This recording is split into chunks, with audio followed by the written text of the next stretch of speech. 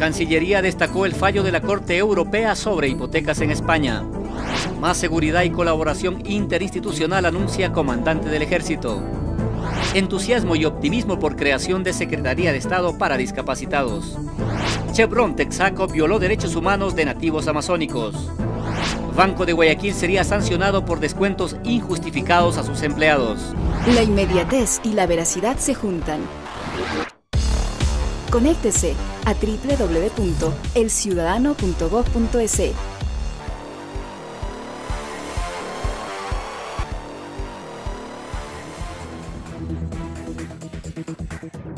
Amigas y amigos, gracias una vez más por acompañarnos y bienvenidos a conocer cómo avanza la patria a través de El Ciudadano al Día.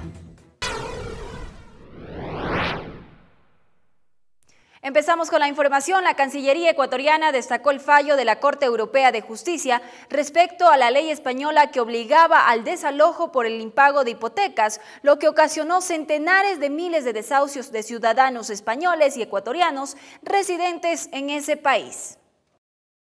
Y finalmente, el Tribunal de Justicia Europeo ha dictado una sentencia fundamental para nuestros migrantes, lo decimos nosotros por nuestros migrantes, y también para todos aquellos que habían sido perjudicados tan salvajemente, criminalmente,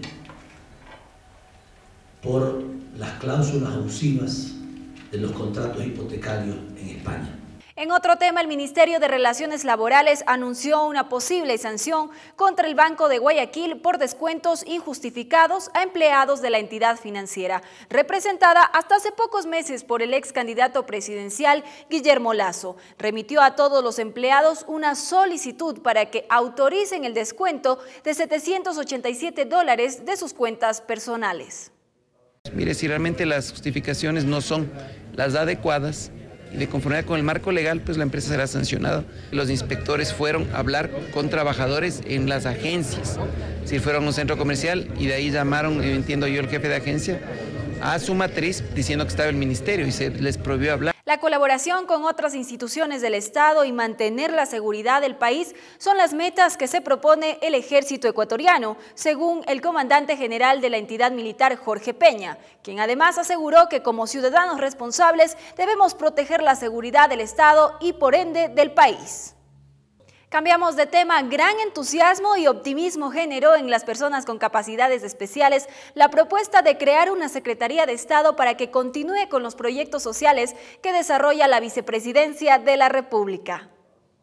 Padres y familiares de personas con capacidades especiales sienten emoción y orgullo por el anuncio del gobierno de continuar con la misión solidaria Manuel Espejo y otros programas sociales a través de una Secretaría de Estado.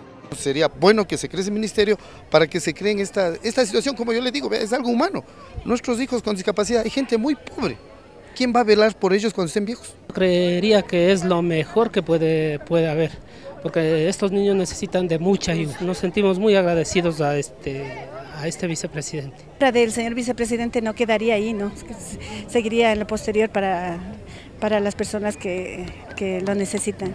La creación de un ministerio obedece al éxito que tuvieron estos programas sociales durante los casi 4 años de gobierno. Bueno, yo creo que crear un ministerio para las personas con discapacidad es necesario. Eso sería un ejemplo. Yo creo que sería la mejor cosa que el gobierno decida hacer un ministerio para las personas con discapacidad y que se dedique a todas las áreas que necesitan. La misión solidaria Manuel Espejo ha beneficiado a unas 300.000 personas con la entrega de asistencia médica y ayuda técnica, como la entrega de sillas de ruedas. El programa ha sido reconocido internacionalmente y varios países de la región han pedido la asesoría de Ecuador para replicarlo en sus naciones. Rolando Ortega, El Ciudadano al Día.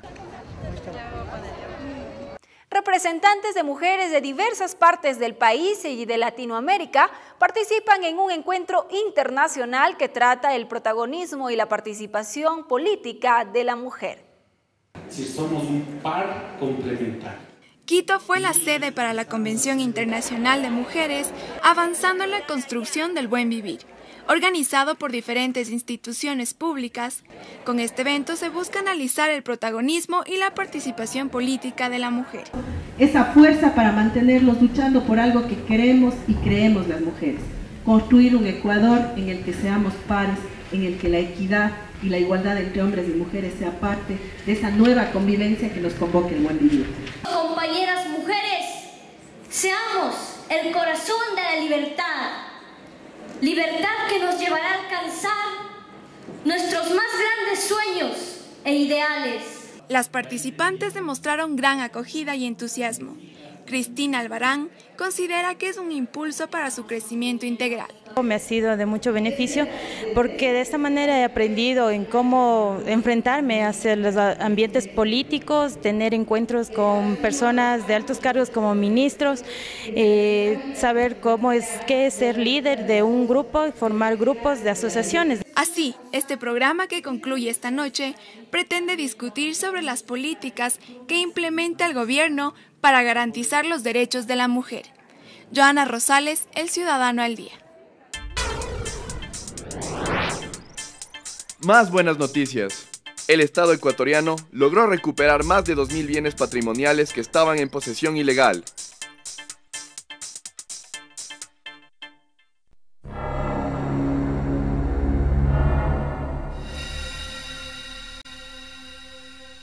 En otro ámbito de la información, la compañía Chevron, antes Texaco, batió récord en la destrucción no solo del ecosistema de la Amazonía, sino incluso en la violación de los derechos humanos de los nativos y colonos de la región amazónica.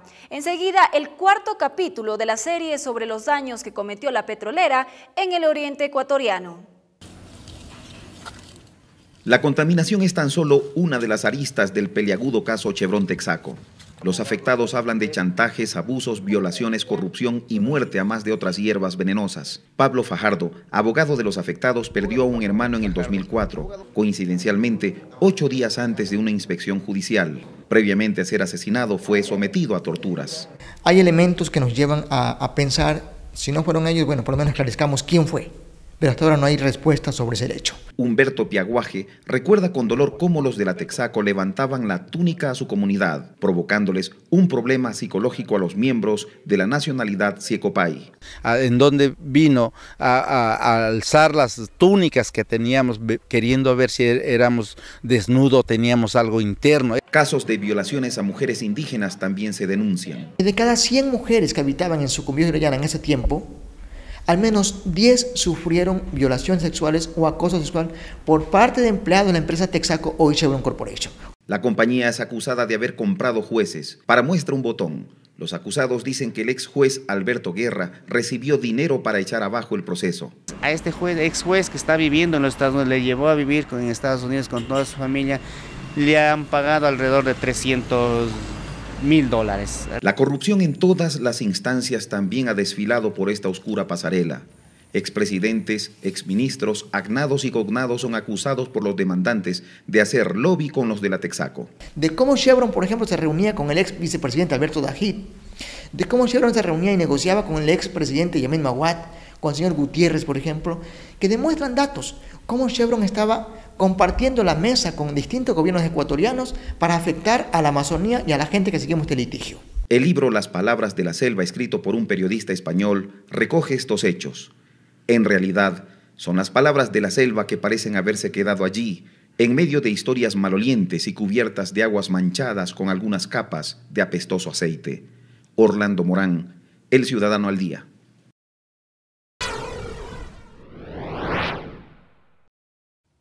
En el Hospital Militar de Quito se abrió una clínica para tratar el cáncer de mama, una enfermedad que afecta a un importante sector de mujeres ecuatorianas. En el Hospital de las Fuerzas Armadas se inauguró la clínica especializada en el tratamiento de cáncer de mama.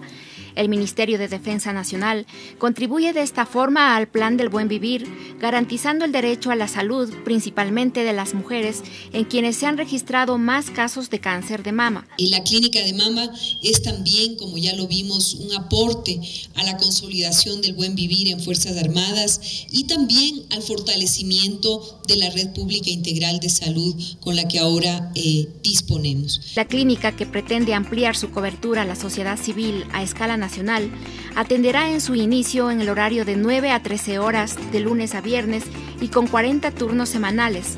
a cargo de 4 médicos tratantes, 2 oncólogos y 2 ginecólogos. El cáncer de mama en la actualidad es la enfermedad más nociva que ocupa los primeros lugares de mortalidad, tanto a nivel mundial como en nuestro país, y que forzosamente debemos reconocerlo como tal para que se fortalezcan las políticas de salud orientadas a la prevención y diagnóstico precoz. El Hospital de las Fuerzas Armadas atendió a un total de 21.000 mujeres durante el año 2012, de las cuales entre 161 mujeres que van desde los 20 a los 49 años de edad se diagnosticó cáncer de mama. Según esta Casa de Salud, de cada 100.000 mujeres, 163 padecen de este mal. Miriam Ayala, El Ciudadano al Día.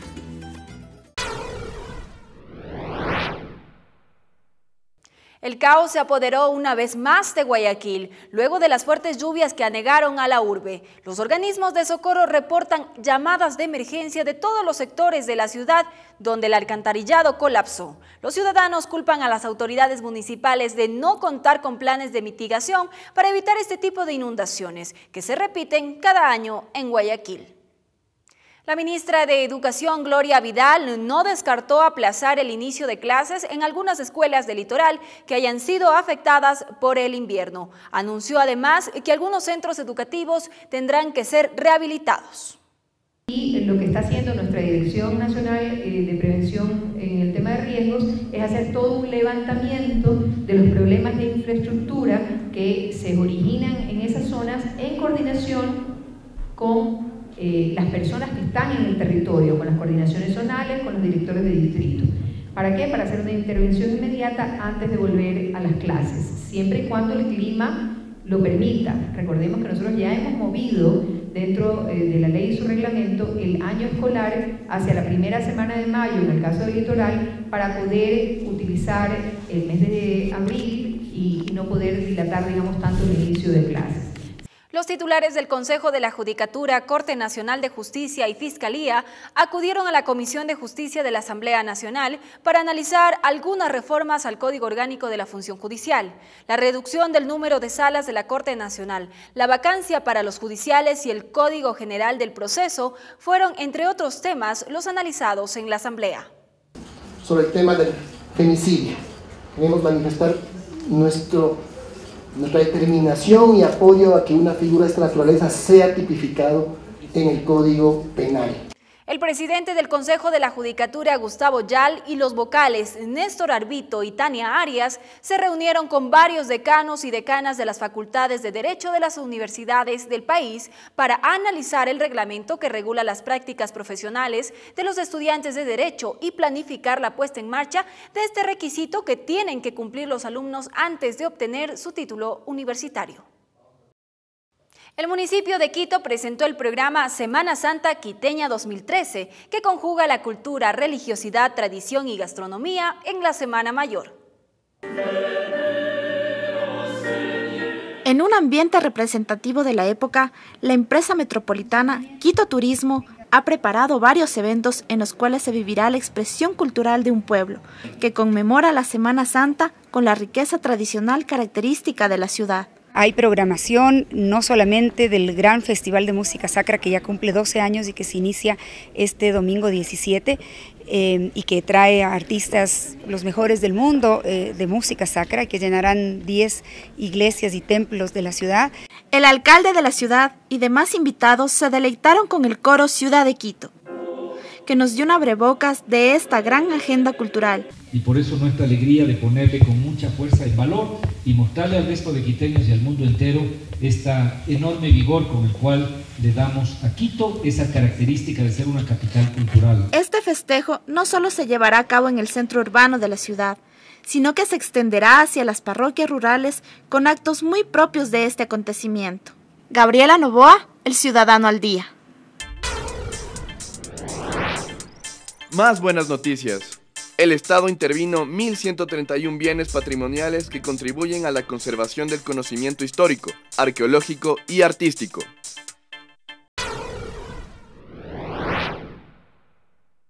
Expectativa en el mundo por las nuevas decisiones a cargo del Papa Francisco I, y los restos mortales del presidente Hugo Chávez serán trasladados al cuartel de la montaña.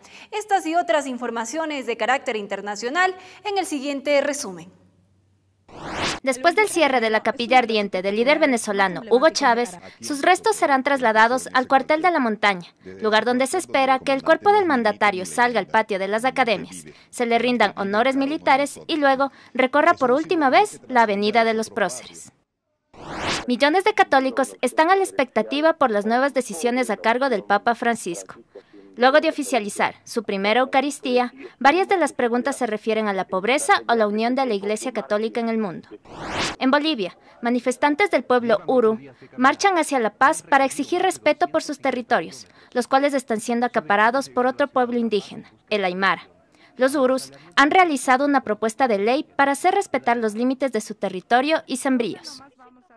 En una manifestación denominada Marcha por la Vida, ciudadanos mexicanos recorrieron las principales calles de la capital del país.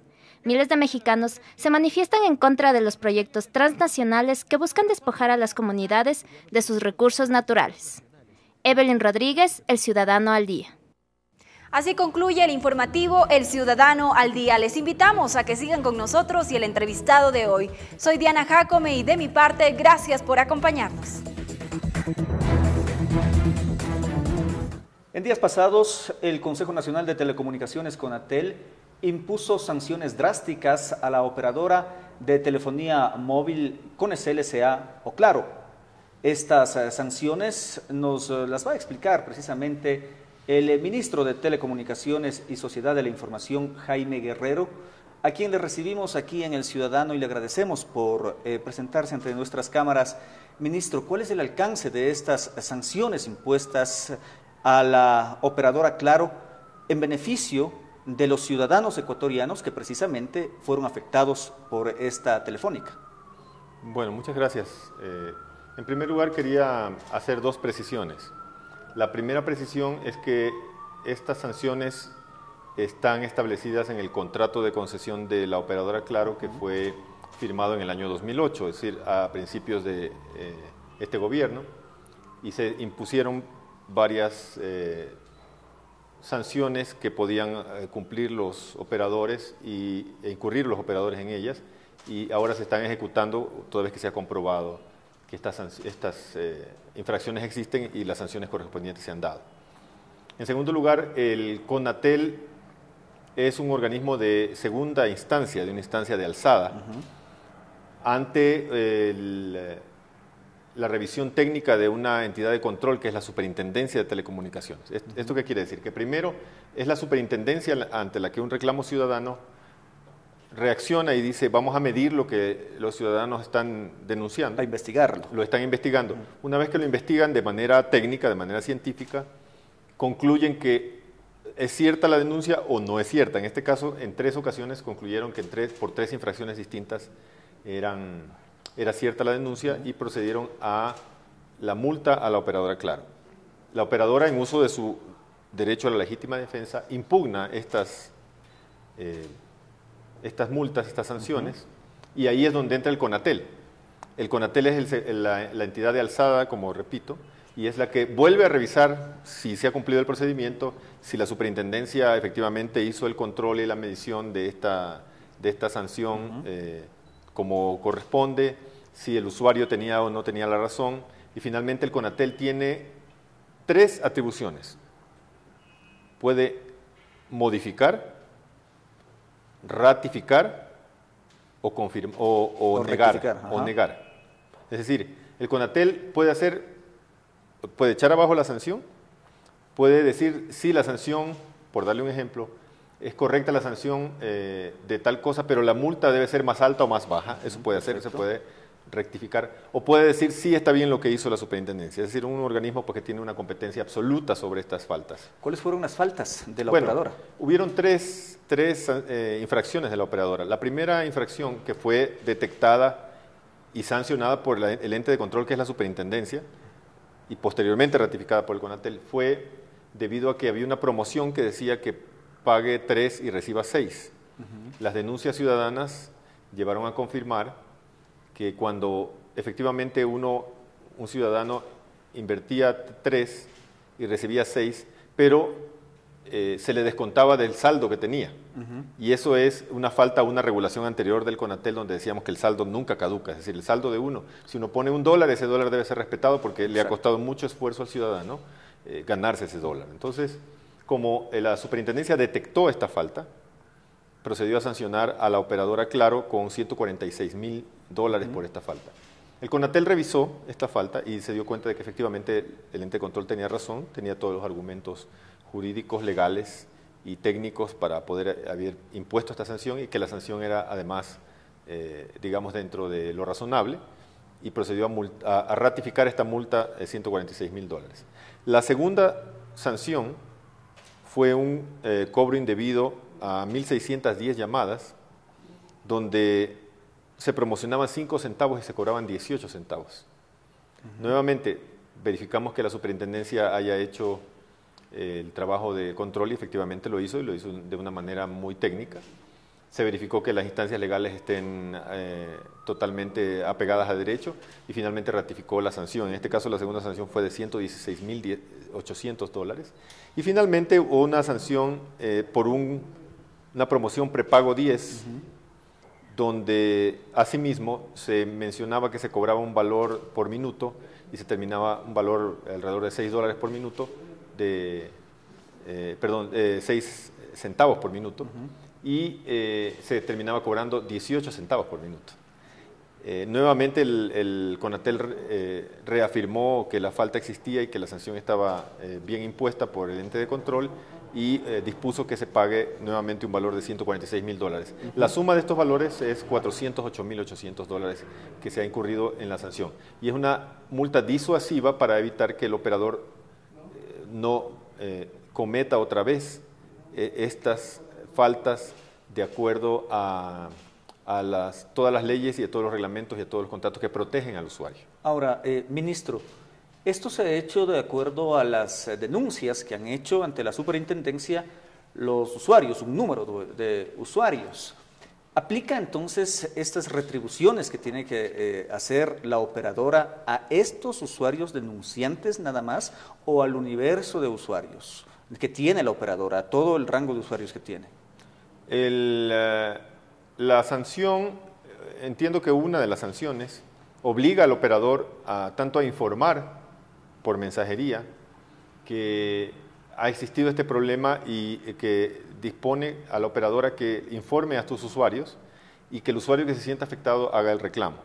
En otros casos, la entidad de control también ha dispuesto que devuelvan los dineros que han sido cobrados de más a los usuarios mediante notas de crédito. Es decir, puede existir ambas posibilidades, pero depende del caso. Claro. Como hay 3 casos, cada uno es distinto y cada uno se maneja. Pero la respuesta es sí. Si detectamos que se ha cobrado de manera indebida, el organismo de control, y ratificado por el máximo organismo de telecomunicaciones, que es el CONATEL, dispone que se devuelva al usuario lo que se cobró indebidamente. Pero, ministro, el control es permanente para que ya no vuelva a suceder este tipo de anomalías, y que las operadoras, en esta ocasión fue Claro, puede ser otras operadoras, no afecten a los ciudadanos. Ciudadanos que hay que manifestar también, ministro, van perdiendo el miedo o van ya teniendo más confianza en los entes reguladores, en este caso el CONATEL. Bueno, aquí hay 2 circunstancias que hay que mencionar, es importante. La primera es que los operadores móviles manejan 16 millones de dispositivos, y somos 14 millones y medio de ecuatorianos. Eso quiere decir que se maneja una cantidad de dispositivos mayor a la cantidad de ciudadanos y ciudadanas que tenemos en el Ecuador. No hay otro servicio ni de telecomunicaciones ni de ninguna otra índole que tenga esta cantidad de suscripciones en el Ecuador, es decir, el servicio más grande. Mi conclusión general es que los operadores brindan un buen servicio, tomando en cuenta que tienen 16 millones y medio de cuentas. Claro. Pero por otro lado, cuando existe un problema, nos hace falta esto de denunciar. esta es una práctica, esta es una concientización, como usted lo ha dicho, de denunciarlo, pero no denunciarlo a la prensa, a un periodista, denunciarlo al ente de control. A las instancias respectivas. A la instancia respectiva, que es o a la Defensoría del Pueblo o a la Superintendencia de Telecomunicaciones. Para esto hay los mecanismos, que son pues un número 1-800 o una denuncia por escrito a las oficinas de la Defensoría del Pueblo, a las oficinas de la Superintendencia de Telecomunicaciones. Y de esta manera, con la denuncia formal, con las pruebas del caso, nosotros procedemos a sancionar. Si no tenemos la denuncia o tenemos una denuncia muy genérica, y en esto quiero aprovechar pues esta importante oportunidad de un medio de comunicación que nos ayuda con esto, de decirle a la ciudadanía que de poco sirve que, por ejemplo, le manden un Twitter al ministro y dice, basta ya de los abusos del operador. No puedo hacer nada, yo sé que basta ya, pero... Se requiere la denuncia. Se requiere la denuncia. Se requiere que me diga, el operador cobró en tal parte y soy fulano de tal. Y que no tengamos miedo de hacerlo, porque tenemos derechos. Y en esta ocasión el CONATEL y el Estado ecuatoriano ha puesto en evidencia que se están respetando los derechos. Si el operador no cumple con lo que el Estado le dice que debe brindar de calidad de atención y de control de los precios a los ciudadanos, pues al operador le costará más dinero. Y aquí lo estamos demostrando con estas severas sanciones, pero que esperamos, repito, que sean disuasivas para que el operador no vuelva a cometer las infracciones. Ministro, pasando a otros temas, ya aclarado este tema de las sanciones a Claro, el ministerio que usted maneja tuvo el año anterior, el 2012, una actividad muy fuerte. Entre el 2011 y 2012 duplicó el acceso a Internet.